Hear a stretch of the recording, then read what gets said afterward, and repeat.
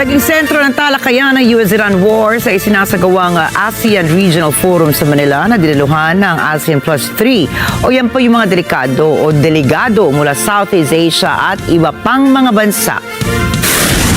Nanawagan si Chinese Vice Minister of Foreign Affairs Hua Chunying sa mga bansa sa rehiyon na magtulungan upang matugunan ang krisis sa enerhiya, mag-supply ng pagkain, bunsod na sigalot sa gitnang silangan. Tiniyak naman ng Japan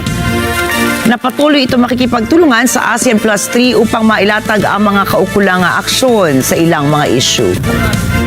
ASEAN プラス3が AOIP の推進と主流化に向け緊密に連携できるよう日中間の調整国としての役割をしっかり果たしていきたいと思います。同時に ASEAN プラス3各国が直面する共通の課題解決に向けて協力していく意義の大きさも改めて強調したいと思います。エネルギー、食料安全保障、高齢化、防災といった課題の解決のためASEAN プラス3の枠組みのポテンシャルを生かしていきたいと思います。本日はこうした共通の課題や地域の